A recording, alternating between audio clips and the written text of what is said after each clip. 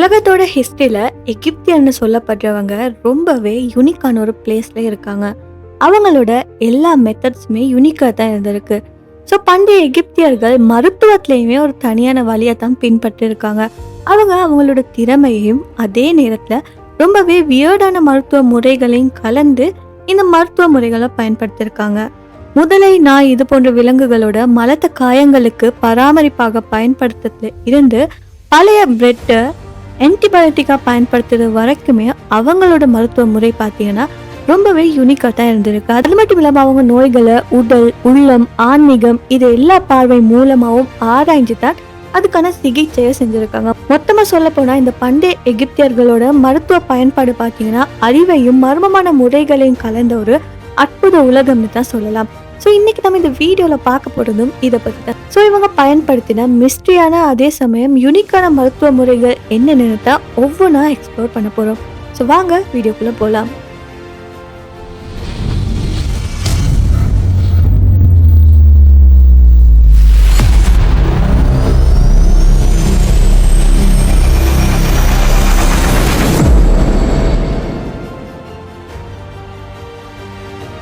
அதுல முதலாவது பாத்தீங்கன்னா முதலைகளோட கொழுப்பை தோல் காயங்களுக்கு பயன்படுத்தியிருக்காங்க. பண்டைய எகிப்தியர்கள் நம்பிக்கையோட செஞ்சு வந்த விஷயம் என்னன்னா தோல் காயங்களுக்கு, சின்ன சின்ன வெடிப்புகளுக்கு, சிவப்பான தோல் பிரச்சனைகளுக்கெல்லாம் முதலையோட கொழுப்பை போட்டா குணமாகும்னு சொல்லி நம்பியிருக்காங்க. ஸோ இமேஜின் பண்ணி பாருங்க, ஒரு பெரிய முதலையோட கொழுப்பை உங்களோட தோல்ல அப்ளை பண்ணியிருந்தா அது எவ்வளவு வியர்டா இருக்கும். ஆனா அந்த டைம்ல இது பிலீவ் பண்ணியிருக்காங்க. அது மட்டும் இல்லாம இப்ப இருக்கிற மாதிரி கெமிக்கல் மெடிசின் எல்லாம் அந்த காலத்துல இருக்கல.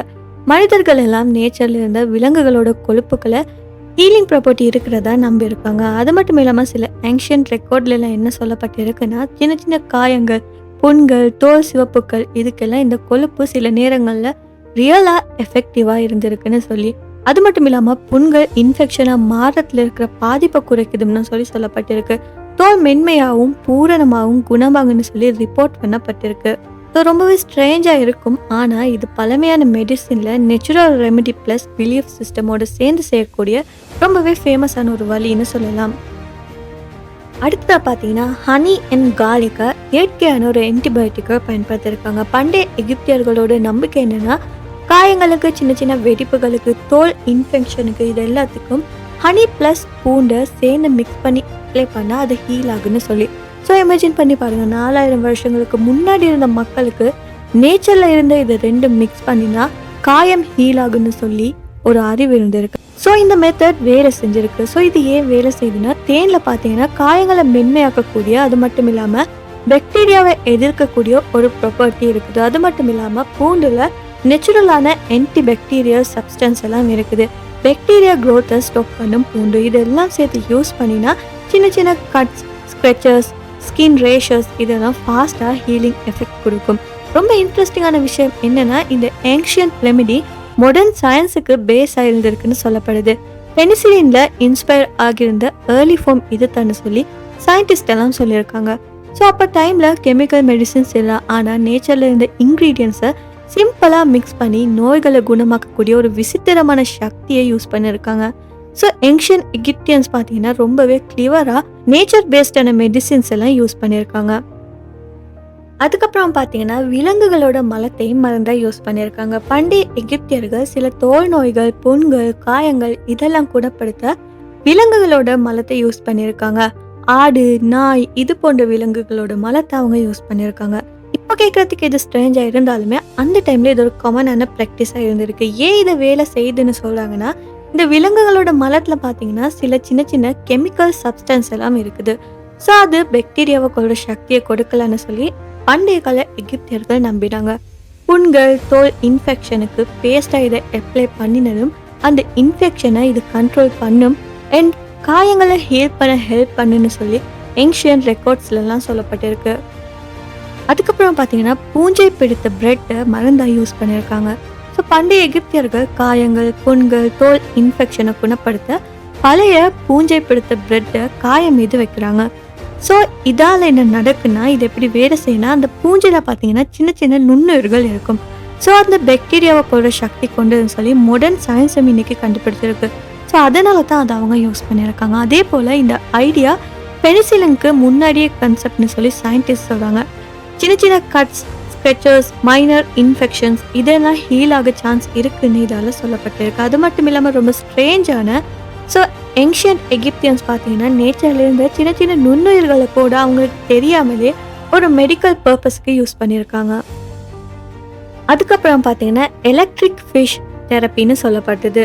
ஸோ இது நீங்கள் கற்பனை கூட பண்ணியிருக்க மாட்டீங்க. நைல் நதியில் இருக்கக்கூடிய சில எலக்ட்ரிக் ஃபிஷ்ஷை எடுத்து மனிதர்களோட தலைவலிக்கு, தசை வலிக்கு, காயங்களுக்கு, நரம்பு சோர்வுக்கு இதெல்லாம் குறைக்க உடல்ல பயன்படுத்தியிருக்காங்க.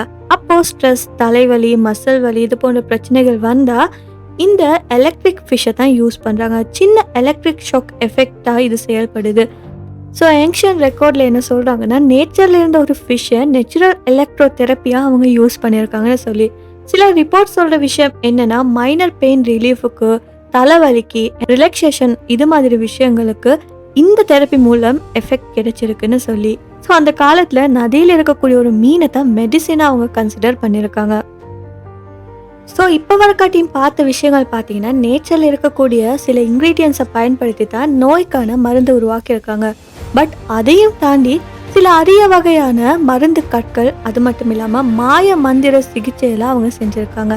ஸோ பார்த்தீங்கன்னா பண்டைய எகிப்தியர்களோட நம்பிக்கை என்னென்னா நோய் வந்தவங்களுக்கு அங்கே இருக்கிற குருமார்கள் சாந்தி பாடல்கள், மந்திரம், மாய வழிபாடுகள் இதெல்லாம் பெர்ஃபார்ம் பண்ணினா அவங்களோட நோய் குறைஞ்சிடும்னு சொல்லி. ஸோ அவங்க நம்பினது இது. அவங்க நம்பினது ஆன்மீக சக்தி, அதாவது ஸ்பிரிச்சுவல் பவர் காயங்களை குணப்படுத்த உதவுன்னு சொல்லி. இமேஜின் பண்ணி பாருங்க, ஒரு சின்ன ரிச்சுவல், மெஜிக்கல் ஹர்ப்ஸ் இதெல்லாம் கம்பைன் பண்ணினா நோய் ஹீலாகுன்னு சொல்லி அவங்க நம்பியிருந்தாங்க. மாடர்ன் மெடிசினில் இதுக்கு எந்த விதமான சப்போர்ட்டும் கிடையாது. ஆனால் அவங்களோட நம்பிக்கையில் ரொம்பவே எஃபெக்டிவ்னு சொல்லி அவங்க ஃபீல் பண்ணியிருக்காங்க. ரொம்பவே ரேரான, மிஸ்டிக்கலான, அதே சமயம் மர்மமான ஒரு சிகிச்சை முறையே இது இருந்திருக்கு. சில ரிச்சுவல்ஸ் பற்றி எக்ஸாம்பிளுக்கு பார்த்தோன்னா குருமார்கள் பார்த்தீங்கன்னா காயம் மீது மந்திரங்களை சொல்லி ஸ்பெஷலான ஆயில் எல்லாம் அப்ளை பண்ணுவாங்க. அப்படி இல்லைன்னா மந்திரங்கள் சொல்கிறப்ப நோயாளியோட தோலில் சர்டன் ஹெர்ப்ஸ் இல்லைன்னா மினரல்ஸை சேர்ப்பாங்க. ஸோ இதன் மூலம் என்ன நம்பப்படுதுன்னா நோய்கள் குணமாகுன்னு சொல்லி கலெக்டிவான ஒரு நம்பிக்கையை பூஸ்ட் பண்ணுது. ஸோ பழமையான ஏன்ஷியன் எகிப்தியன்ஸ் நம்பிக்கை ப்ளஸ் நேச்சர் ப்ளஸ் மெஜிக்கை சேர்த்து நோய்களை குணப்படுத்த ஒரு ரொம்பவே ரேரான வியடான முறையை பின்பற்றினாங்கன்னு சொல்லலாம். அடுத்து பார்த்தீங்கன்னா விலங்குகளோட உறுப்புகளையும் உடல் பாகங்களையும் பயன்படுத்தியும் அவங்க மருத்துவ சிகிச்சையெல்லாம் அளிச்சிருக்காங்க. பண்டைய எகிப்தியர்கள் சில விலங்குகளோட முக்கிய உறுப்புகளான ஃபார் எக்ஸாம்பிள் முதலையோட இதயம், சிங்கத்தோட கொழுப்பு இதெல்லாம் யூஸ் பண்ணி மருந்துகள், ஒயின்மெண்ட் இதெல்லாம் உருவாக்கியிருக்காங்க. ஸோ அதோட பர்பஸ் என்னன்னா சரும நோய், காயம், ஃபீவர் அண்ட் வலியை குறைக்க இதெல்லாம் ஹெல்ப் பண்ணுன்னு சொல்லி அவங்க நம்பியிருக்காங்க. அண்ட் உணவு செரிமான பிரச்சனைகளுக்கும் இது உதவுன்னு சொல்லி அவங்க நம்பியிருக்காங்க. ஸோ அவங்க பிலீவ் பண்ணியிருந்தது என்னன்னா விலங்குகளோட இருக்கிற பவரும் மெஜிக்கும் நேச்சரோட சேர்ந்துச்சுன்னா மனித உடலை குணப்படுத்த முடியும்னு சொல்லி. ஸோ ரொம்ப ரேராக இருந்தாலுமே எக்ஸ்ட்ரீம்லி வியர்டான ஒரு மருத்துவ முறையாக இருக்குது அந்த காலத்தில். அதே சமயம் ஹிஸ்டாரிக்கல் ரெக்கார்ட்ஸ்லேயுமே டாக்குமெண்ட் பண்ணப்பட்டிருக்கு இதெல்லாம். அதுலேயுமே குறிப்பாக இந்த ஒயின்மெண்ட்ஸ் எல்லாம் ப்ரிப்பேர் பண்ணுறப்ப சில ஹர்ப்ஸ், மினரல்ஸ் அது மட்டும் இல்லாமல் விலங்குகளோட உறுப்பெல்லாம் கம்பைன் பண்ணியிருந்ததா சொல்லப்படுது. ஏன்ஷியன் எகிப்தியன்ஸ் ஹீலர்ஸாக nature, animals, magic, spiritual faith இது எல்லாமே ஒரே நேரத்தில் சேர்த்து கம்ப்ளீட்டாக ஹீலிங் சிஸ்டத்தை உருவாக்கியிருக்காங்கன்னு சொல்லப்படுது. ஸோ இமேஜின் பண்ணி பாருங்கள், 4000 வருஷங்களுக்கு முன்னாடி ஒரு ஒயின்மெண்ட்டில் சிங்கத்தோட கொழுப்பு, முதலையோட இதயம் அது மட்டும் இல்லாமல் சில ஹர்ப்ஸ் எல்லாம் கம்பைன் பண்ணி காய்ச்சலுக்கும் காயங்களுக்கும் அப்ளை பண்ணியிருந்தா எப்படி இருக்குன்னு சொல்லி ரொம்பவே வியர்டாக இருக்கும். பட் ரெக்கார்ட்ஸ்ல எல்லாம் கிளியராக மென்ஷன் பண்ணப்பட்டிருக்கு இது உண்மையாக நடந்திருக்குன்னு சொல்லி. ஸோ ஓவராலாக இது போல் நிறையவே மருத்துவ முறைகள் எல்லாம் எகிப்தில் இருந்திருக்கு.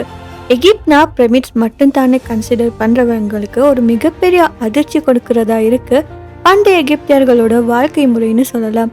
ஸோ இந்த மருத்துவ முறை ரொம்பவே வியர்டாக இருந்துச்சுன்னு சொல்லி கமெண்ட்டில் சொல்லுங்கள். அண்ட் இந்த வீடியோ பிடிச்சிருந்தா மறக்காம இந்த வீடியோவை லைக் பண்ணி ஷேர் பண்ணுங்கள்.